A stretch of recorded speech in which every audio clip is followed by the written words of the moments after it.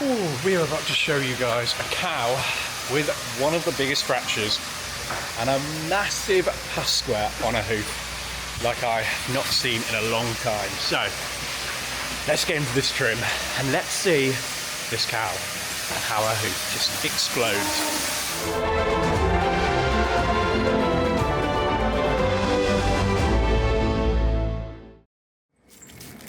And as you guys are about to see, there is a huge amount of pus that's going to come out of this hoof. So let's go straight into getting a shoe on, as I want this block to stay on as long as possible. Get as great of a bond as we can possibly get. So we'll do that straight away before we get into this trim.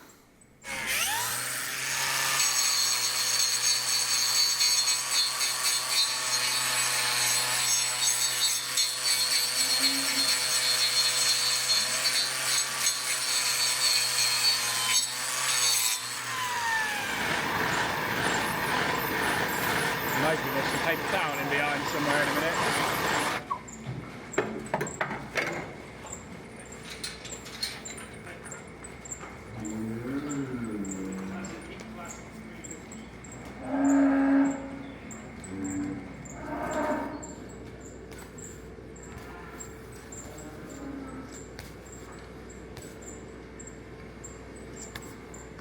Now this black spot right here, that is where the initial infection, the initial impact site, that's where it's happened, and that is where we're going to focus the main amount of our trimming. But I was not expecting what is to come, so stay watching. This hoof gets really quite gnarly.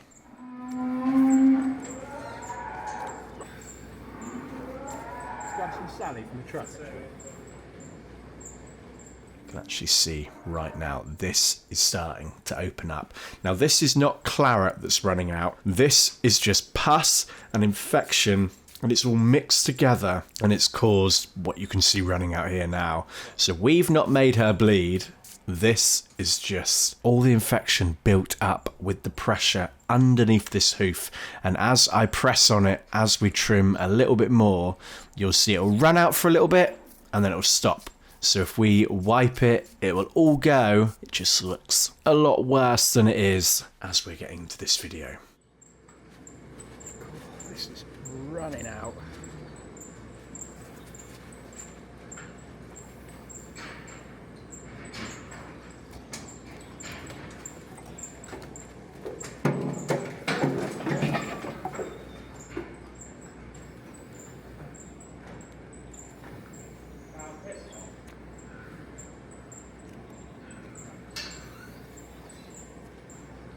I actually think there's much more coming away there.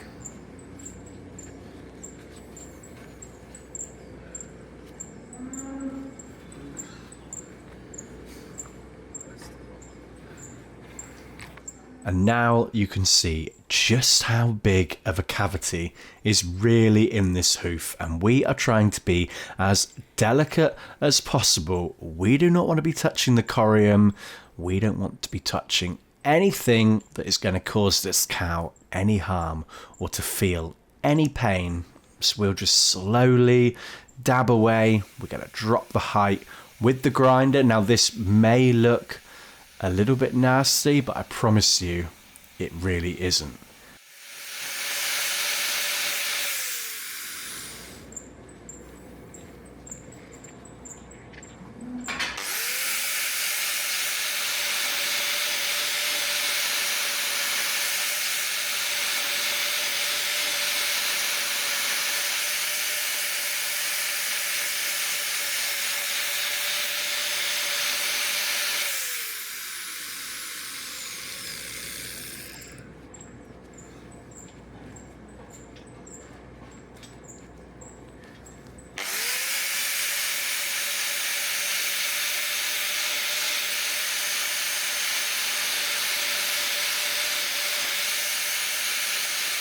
So we use the grinder just because I want to remove the thin little layers as delicately as possible.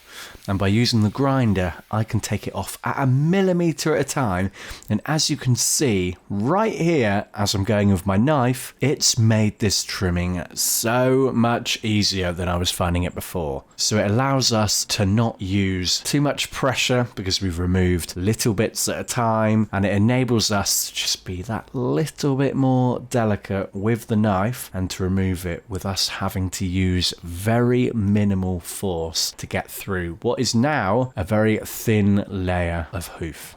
Now we're just gonna keep tapping and dabbing. It looks like there's a lot of claret that's come out of this hoof, but I assure you it is just all this infection and this pus. And this hoof was pretty perfect by the time we finished. We'd removed as much as we possibly could, and we are now just gonna wrap this hoof up. Let's see how she's looking after her trim.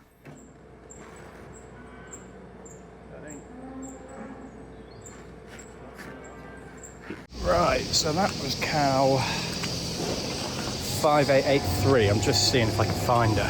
So I trimmed her, and I didn't get to film her walking out because I was loading cows in the back, and Will let her go. So she might have walked out okay, but let's have a little wander just to see if I can see her. She was big pussy foot, back left.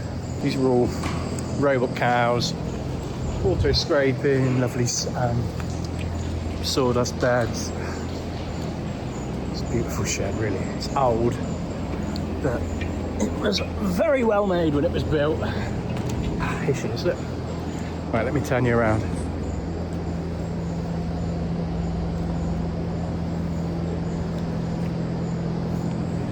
Right, let's see her walk. Right, go on, darling. Get off for a foot that's squirted out with quite so much pus. Isn't she walking lovely? I got a question for you guys. Why do you think these cows have dirt on them? Drop a comment down below. I'm going to give you the answer now. So, if you look at how narrow these cubicles are, the cows don't have enough room to back out. When they poop, it splashes all over when they're lying down. God, she's walked out really well. I'm pleased with that. Right, that is our video done. If you want to see this cow's recheck, smash the subscribe, give me a big follow, and we'll catch you guys on the next video. Cheers, guys.